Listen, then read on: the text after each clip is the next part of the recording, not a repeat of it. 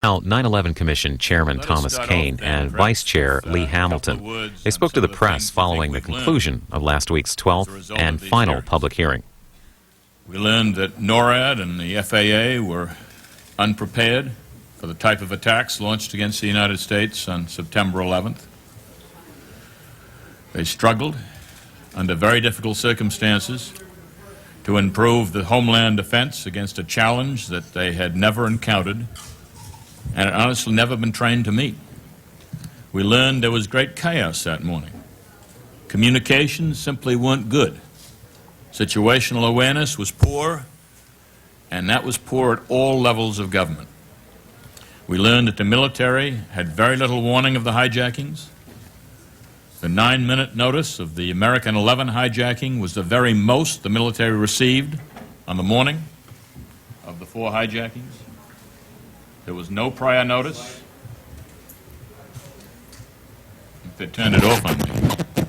Oh, there it is, back on again.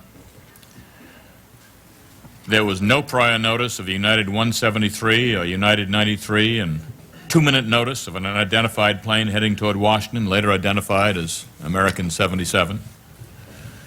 We learned that by the early 1900s, bin Laden had established a complex, well-organized terrorist organization with international reach. We did not begin to understand the scope and sophistication of al-Qaeda until a number of years later. We presented for the first time yesterday, since 9/11, a complete overview of how the attack on America was conceived and planned and prepared and executed as best we can possibly understand it at this time. We learned that the 9/11 plot was meticulously organized over many years, that the plotters had their problems: failure to train pilots, failure to get recruits into the United States, dissent, disagreement within the team, and dissent at the highest levels of al-Qaeda. But the plotters overcame their problems. Al-Qaeda adjusted. It exhibited flexibility and succeeded. We learned among the many details of the enemy plan the role of Zacarias Moussaoui. He apparently received funding from al-Qaeda for pilot training at a time when one of the pilots in the 9/11 plot nearly bailed out. We also learned just how little 9/11 cost. For less than $500,000, the plotters were able to inflict astounding devastation upon us. And finally, we were reminded again of the continuing threat of al-Qaeda. Its intent to inflict harm is clear. Its capability today to harm us is unclear. And our efforts to collect intelligence on al-Qaeda will and must continue. We are prepared to receive your questions. Okay, so when recognized, please give your affiliation. And over here, please. Hi, Laura Sullivan, Baltimore Sun. The FAA failed to tell the military for 30 minutes that these hijackings were going on, and failed to tell the pilots for 13 minutes to lock their cockpit doors. Do you feel satisfied with the answers you got from them? No.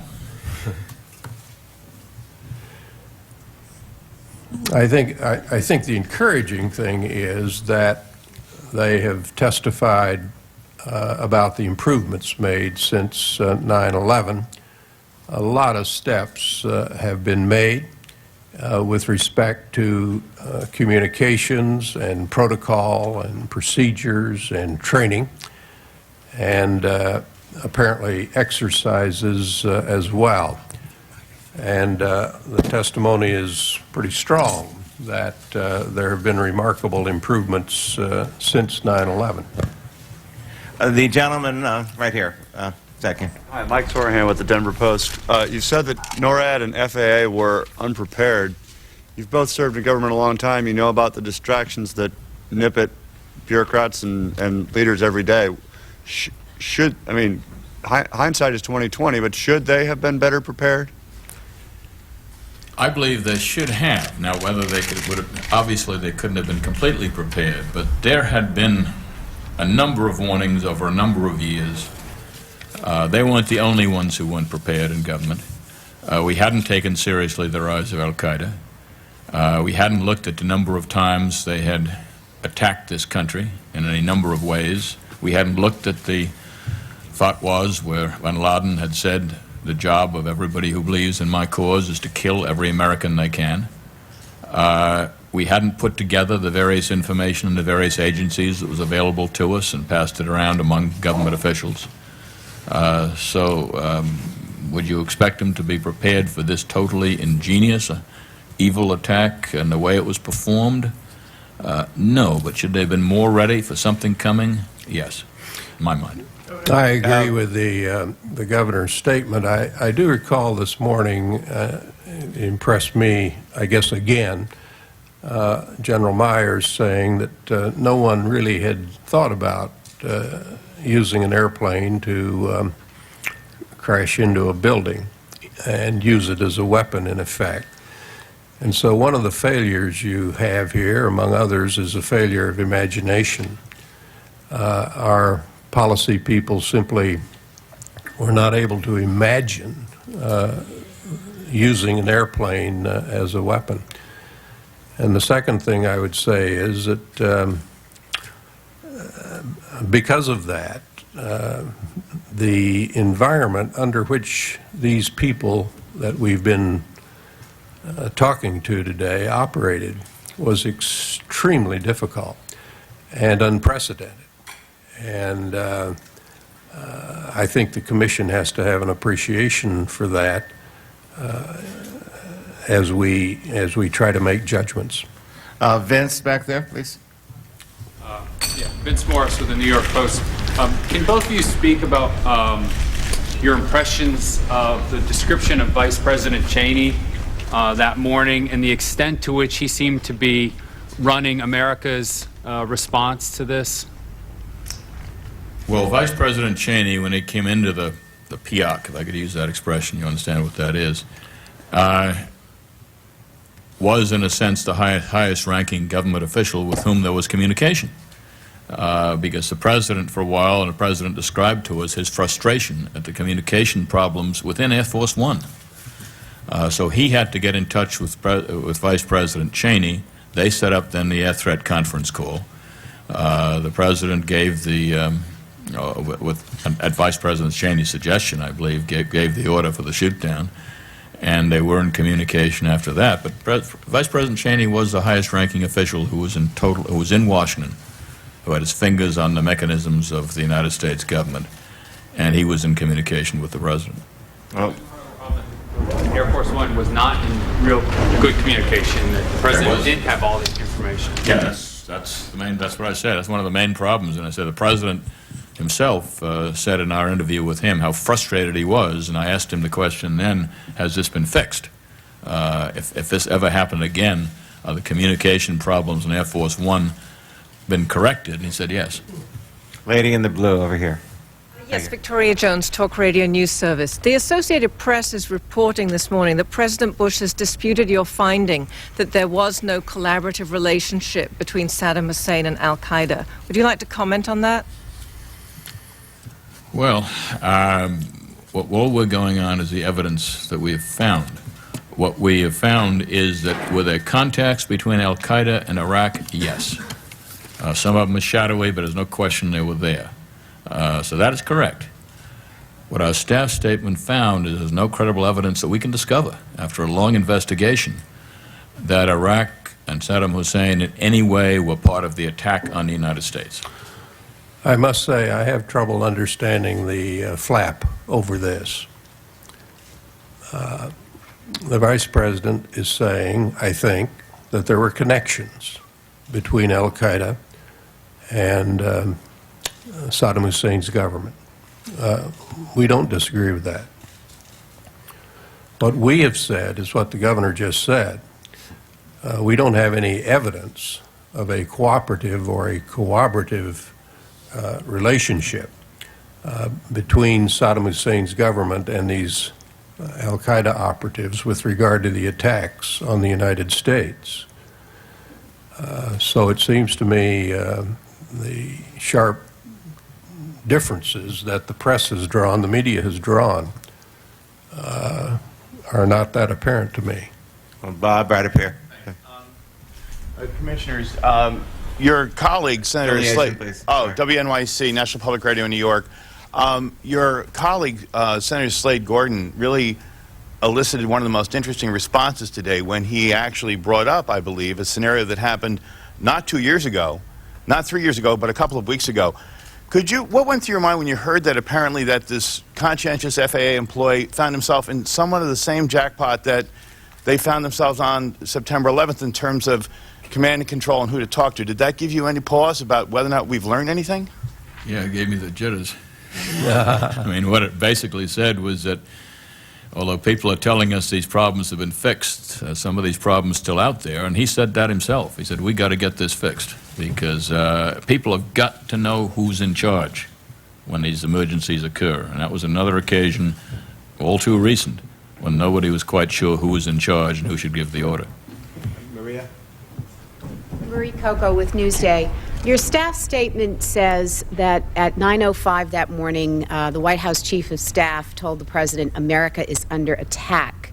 And it goes on to talk about a period until about 9:30 where it says no decisions were made. It then further says that at sometime around 10 o'clock, the President apparently talked to Secretary Rumsfeld. Could you enlighten us at all about what was the President doing for that hour? The staff statement says they were working on a public statement, but we have a rather large void other than that, and I'm wondering, since many of us have been on Air Force One or in the press pool for the White House, we know there is certainly some communication from that plane. Would you please enlighten us about that hour? And my second question would be, was there ever any order given to evacuate Washington? We had all these government officials sitting in Washington worried about the incoming plane, and to my knowledge, no evacuation order. I think the President, after he was informed by Mr. Card that America was under attack, was in a very difficult situation. The worst thing for the President to have done, I think, would have conveyed to the American people a sense of panic or disorder. I think he made the right decision in remaining calm, in not rushing out of the classroom. Remember, the press, perhaps some of you, were there in the room with the President. And information at this point was still uncertain. So there was a period of time when the President was in that room and finished his obligations and then went out of the room, and it took a while to get the President back to the airplane. One of the bits of trivia I remember is that the motorcade was headed in the wrong direction, and they had to turn the motorcade around to get it headed towards the airport. And those kind of things do take time.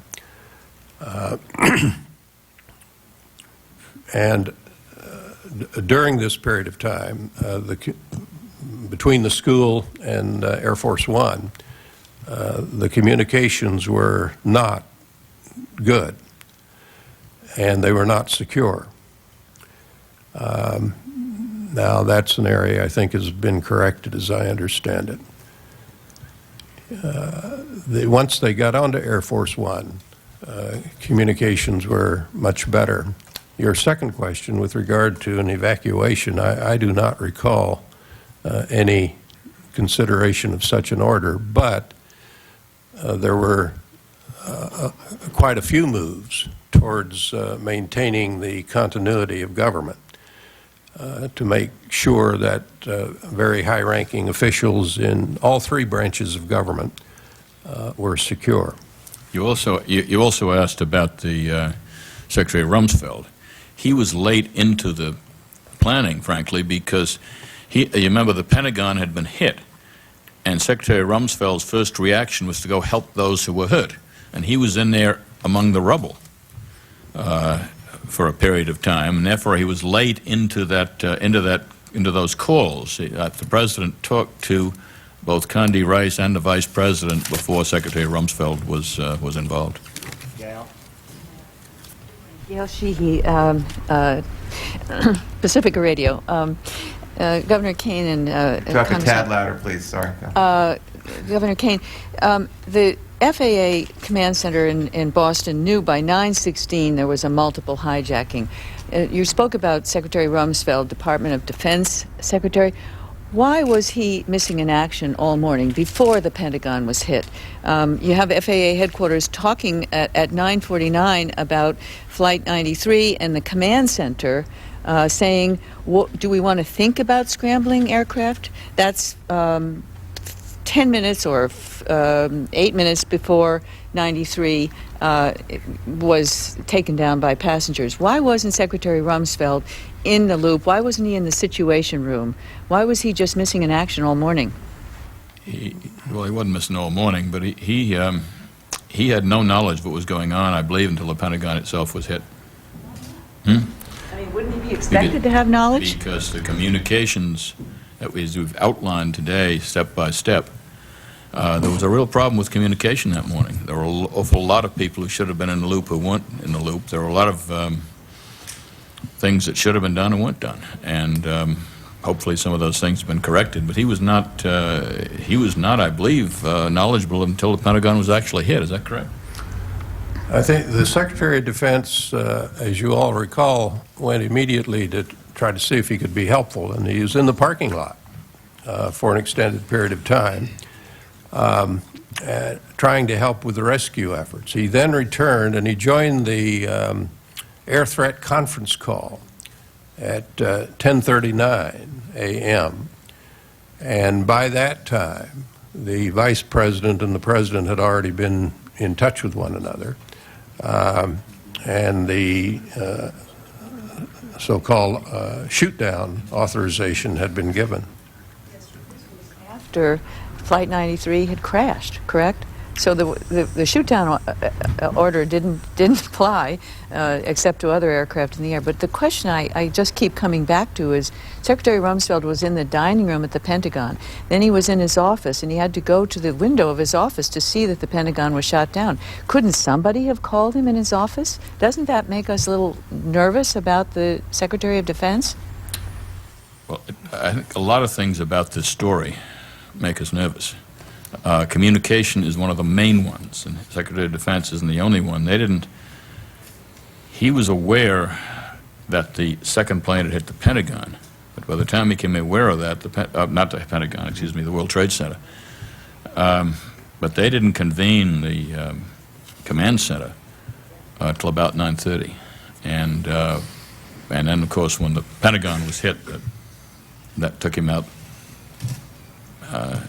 But this whole story is one of a failure of communication. And you find it here, you find it a lot of other places, has been outlined today. And that's one of the areas that we've got to get right. Gentleman in the front row, please. Mike Jordan, Chicago Tribune. I just wanted to ask sort of a bottom line question to you. Compared to the version of events that was publicly given right after the attack, it seems like there's a lot of what all the details you've learned since. Has this sort of surprised you how chaotic it was in comparison to the original public portrait of it? What's the difference in your mind between the original public portrait that was in the media that we were reporting before you guys did your independent investigation and the one you have now in terms of how people responded that day? Well, I guess what has surprised me is that we're really the first ones to put it all together.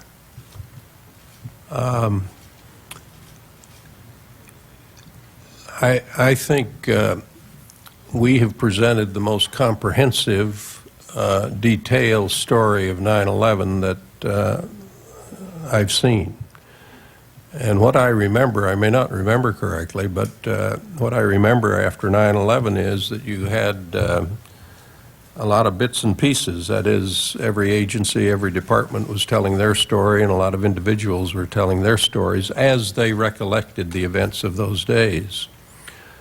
And one of the things that struck me as we began the investigation here is that the story had never been put together in a comprehensive, coherent way, detailed.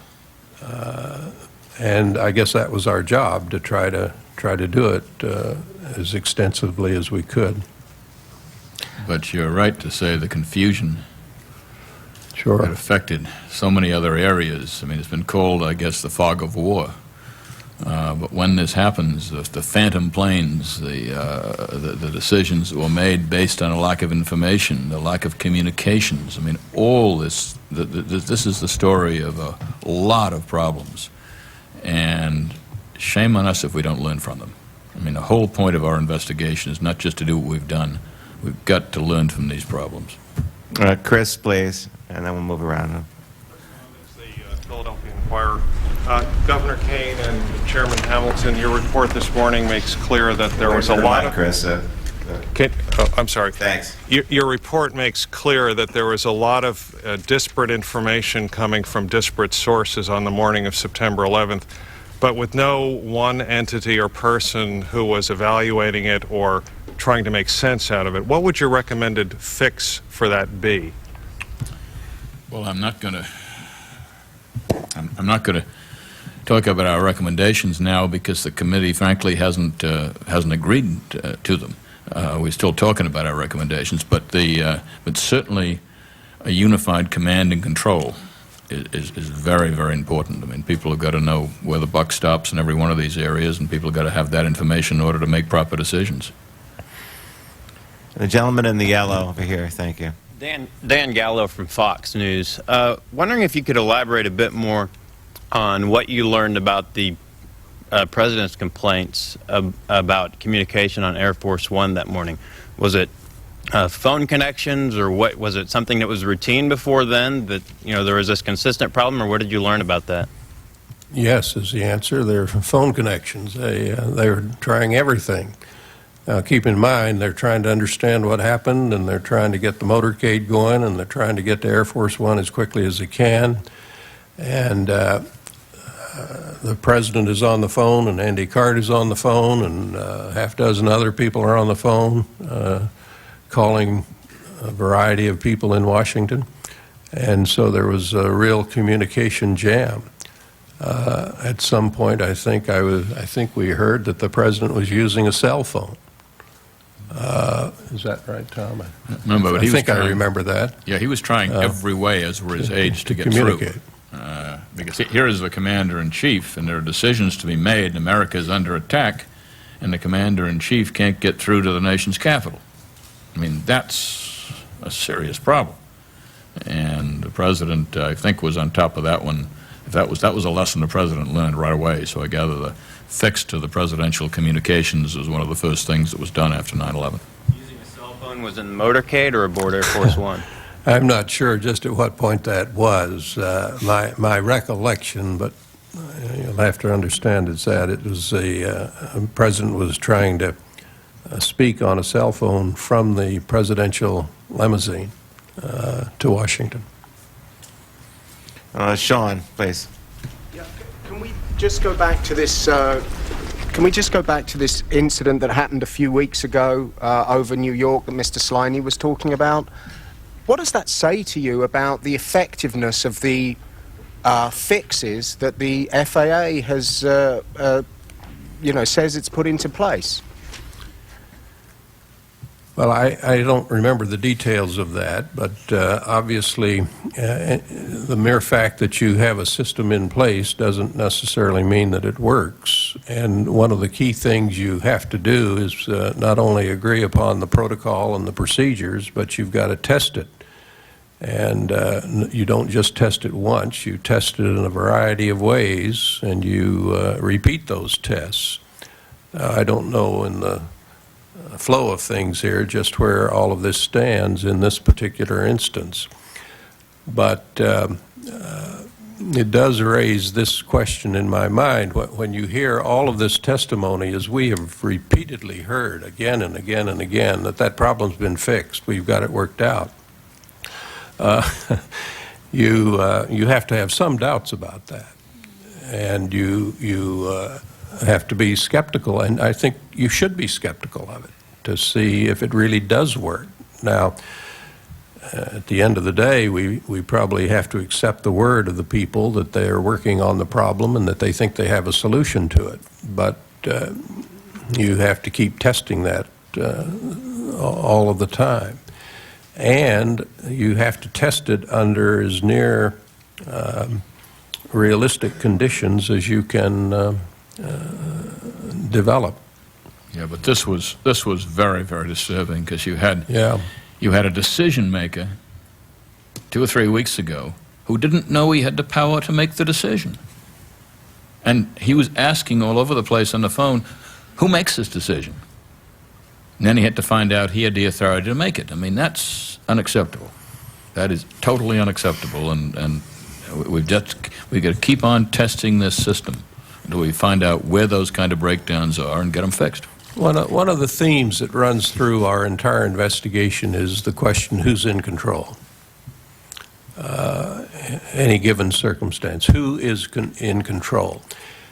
Whether you're talking about emergency response or intelligence or putting together a counterterrorism policy, the question of who is in control is a absolutely key question. It's a simple question, at least to state, but very, very difficult to work it all out. Lady on the aisle, and then we'll go to Bob up here. Well, can we get the lady in, because she has tried a couple of times. Is it a quick follow-up, Sean? Yeah. All right, go ahead. I mean, are there any other problems that you've been told that are fixed that you're worried about? I should have stopped where I had to. Well, I got quite a list of them. Yeah. There are quite a few things where we've been told it's been fixed or improved, and I'm not so sure it has been. Top 5? Well, I don't have top 5, but I'll give you one. Is that enough? Sure. Okay. We think we've fixed the question of airport passenger screening, and I'm not sure we have.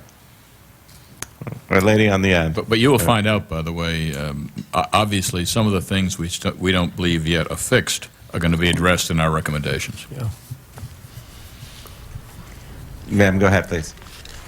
Hello, Samantha Levine with U.S. News and World Report. How concerned are you about some of the stark differences between the May 2003 testimony and what we're hearing now? And does that cast any shadows over the information we're now receiving? Does it, introduce any doubt for you as to the veracity of what we're hearing today? I'm sorry, I didn't hear. The testimony when? From last May. The differences. In the from NORAD and FAA. Raise any doubts in our mind. Yeah. The interesting thing is the people who gave that testimony have now told us how much the Commission has helped them to learn the facts, which I guess I'm glad about. But the point is, I guess, that all the policymakers on that day are now in total accord with our staff statements, that the Commission's work is now the authoritative story and agreed to by all parties as the authoritative story. I think one of the real contributions the Commission has made is right at this point. We have sent the staff into these various agencies and departments with a lot of very detailed questions. You can see the immense amount of detail, knowledge that our staff has. And they've gone to these various agencies and departments and they've asked these questions. And the very fact of asking those questions has prompted the agencies and the departments to review their own procedures and to strengthen them. And I think an enormous amount of good has been done just by the fact of what we used to call in the Congress oversight. You go in and you ask the tough, hard questions, and those questions reverberate through an organization. And the organization responds to those questions because they have to get answers to them. They know our power in this commission to get the answers. And so I think that's been a very helpful role that the commission has played. And I must say, I've not been impressed with the way that the federal government generally, has looked back on 9/11 and seen what mistakes were made. In other words, I think the commission has helped the government through that process of reviewing 9/11, identifying the mistakes that were made, and trying to correct them. Bob, please.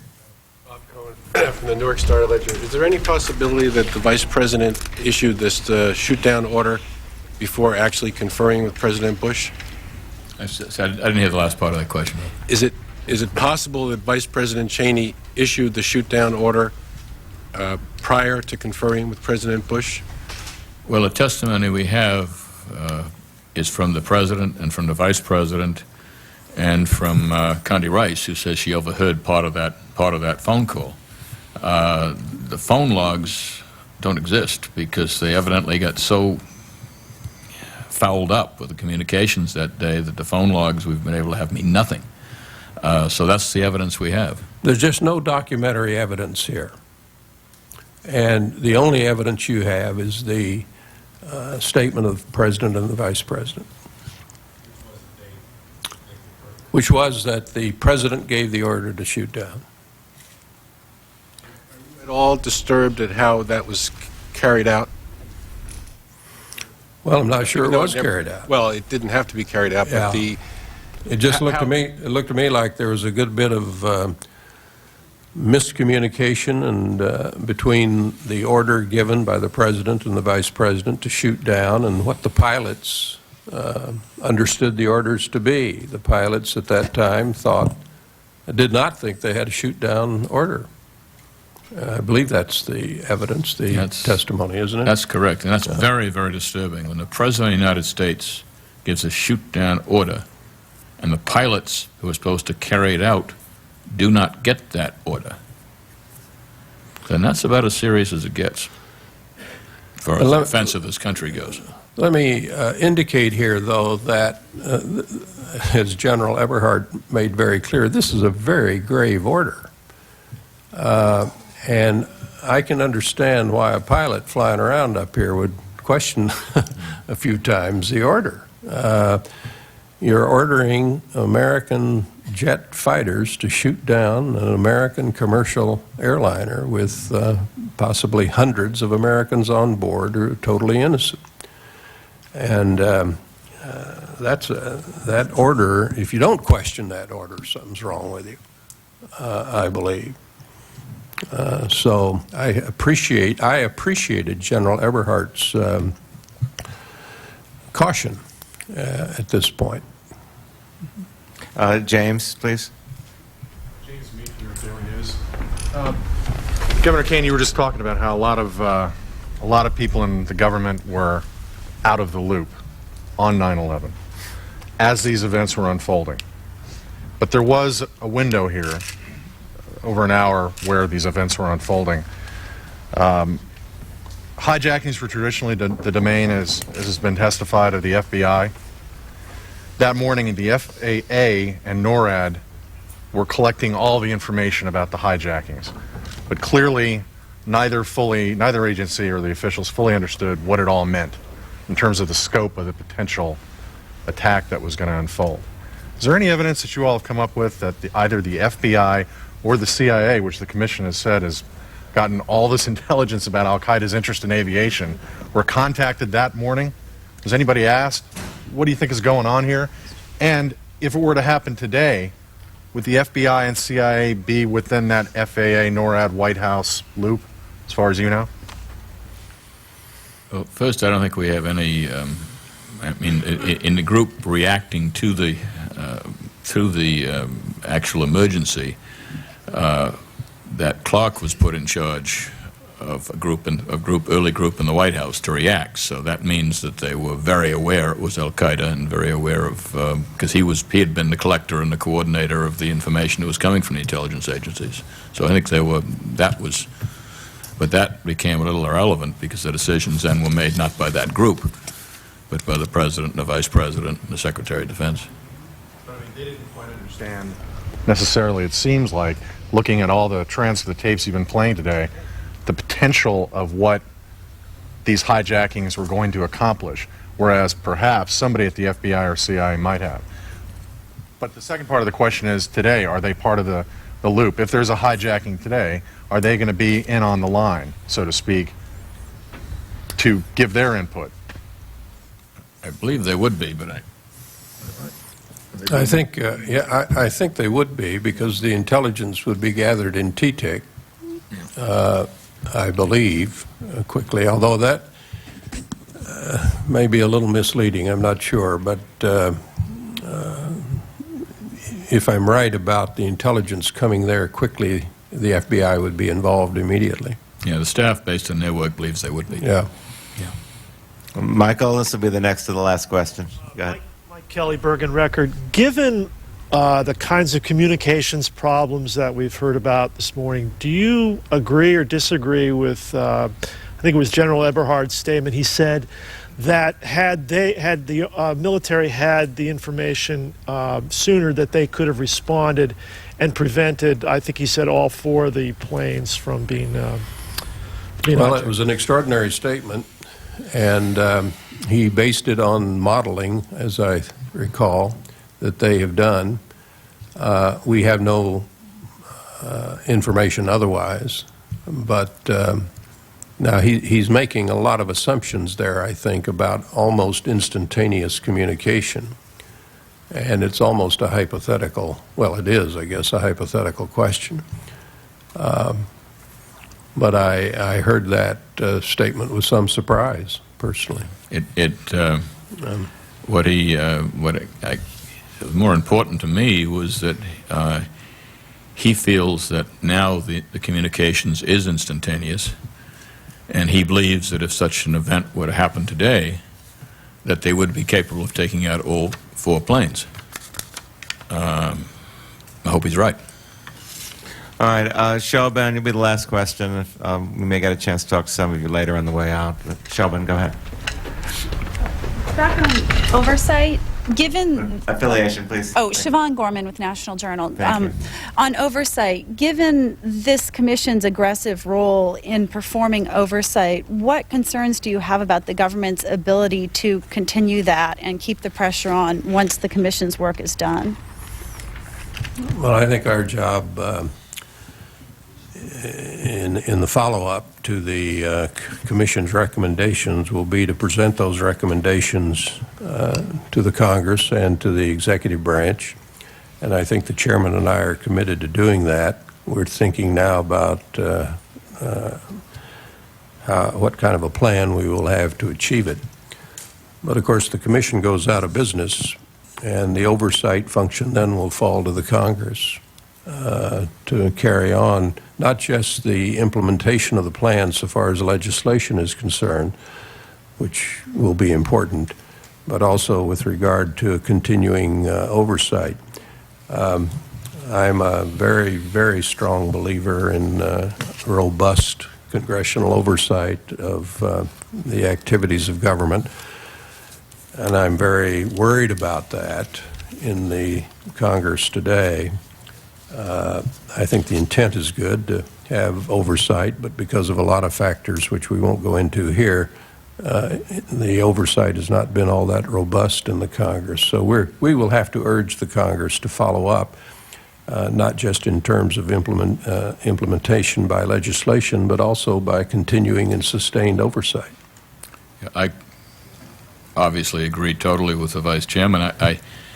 And I might say that, as you know, is one of our mandates, to look at oversight. And it will be addressed to some degree, at any rate, in our recommendations that we're now talking about. I want to thank you all for joining us these past few days, and appreciate it very much. Okay. You're heading right back.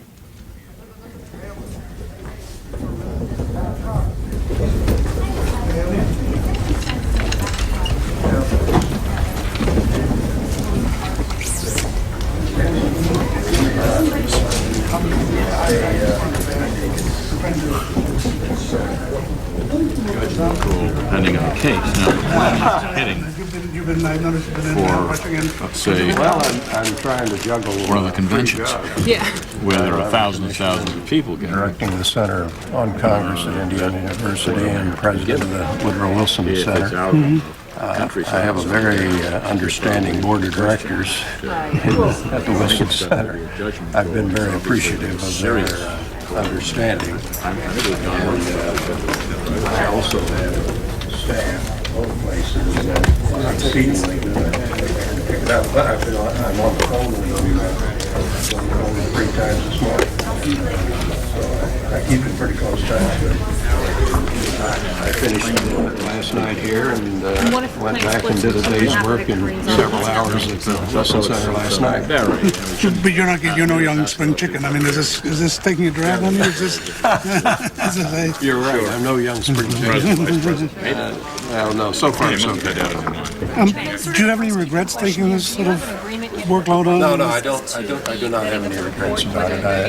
It's been an enormously challenging. 26 deadline for getting it out. Well, we're moving to meet our deadline. About as challenging as we will anything have I've our prime time.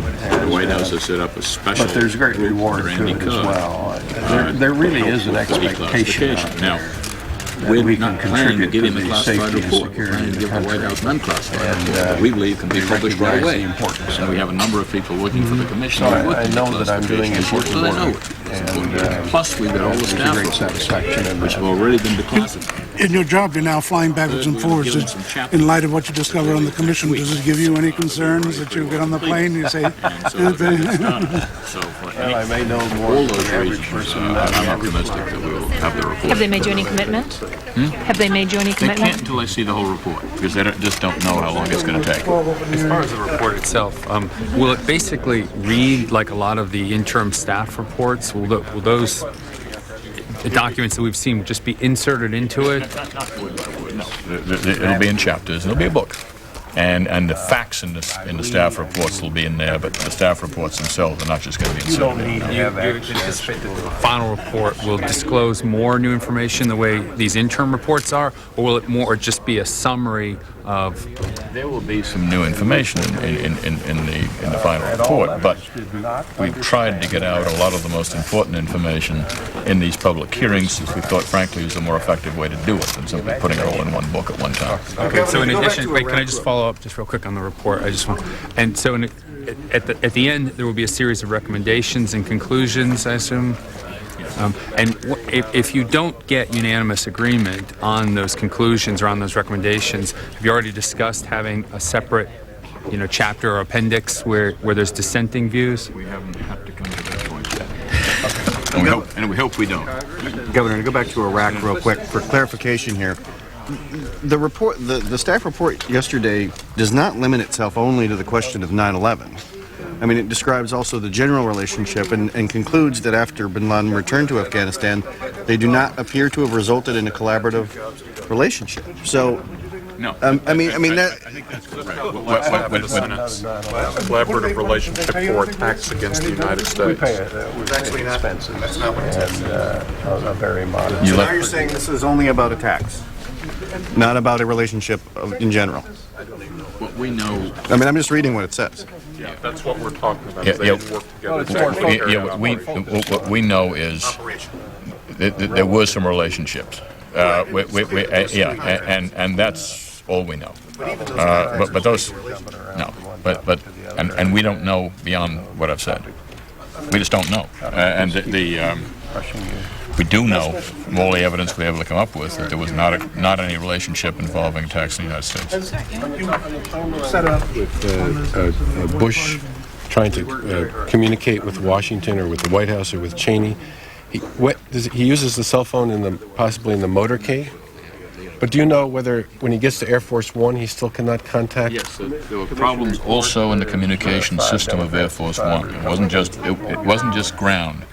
Well, there were problems with the system itself. It wasn't technical. The system itself did not work on that day the way it was supposed to communicate with the PIOC, which is where the people who were able to carry out the president's decisions were located. And the president, that's the control center where where Cheney and Rice and Rumsfeld and Secretary of Transportation, Minetto, all of them were gathered.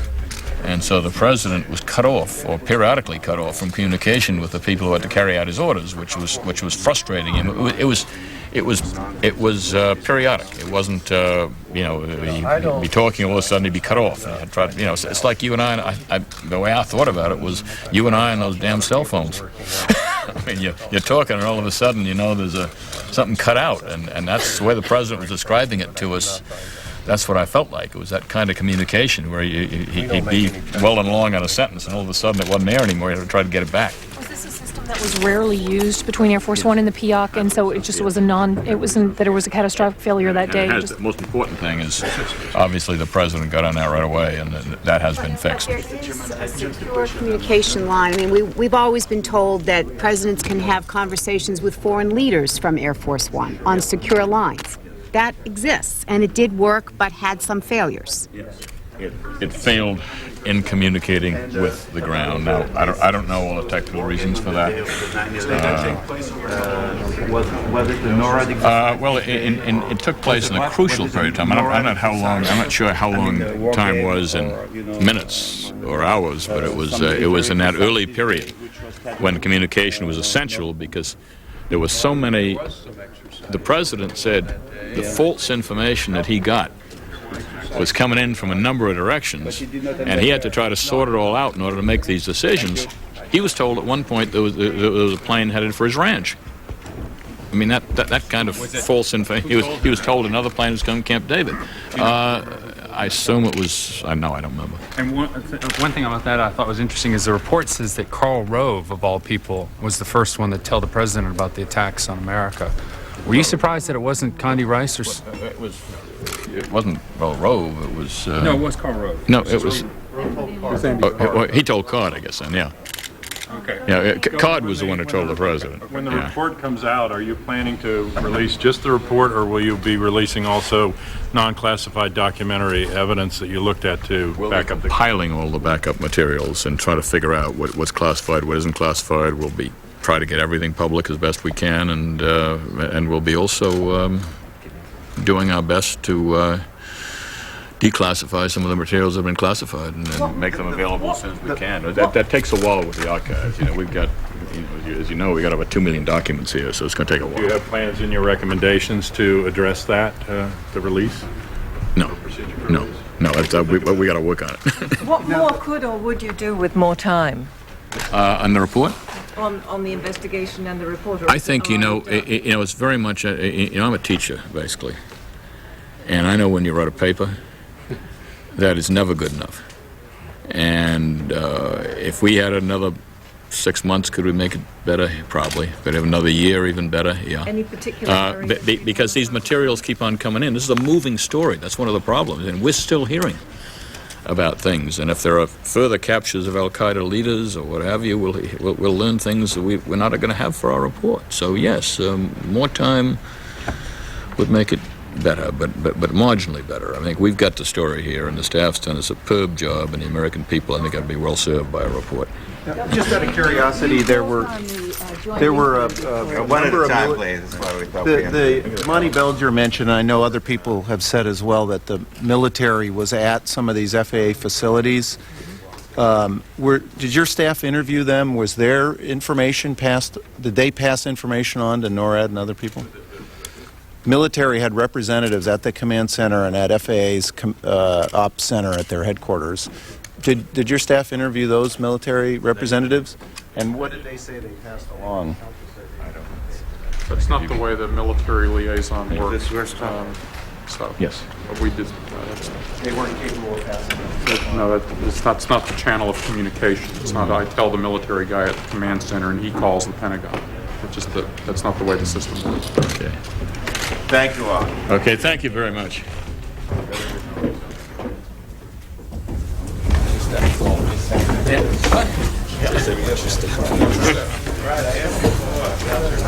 I was assistant secretary of state. It was a glory day. Oh, do you? So do you? Next on C-SPAN, family members of those killed on September 11th talk about the 9/11 Commission's findings thus far. After that, we'll switch gears and take you to Capitol Hill for a hearing on gas prices. Later, Road to the White House goes on the campaign trail with John Kerry and Laura Bush.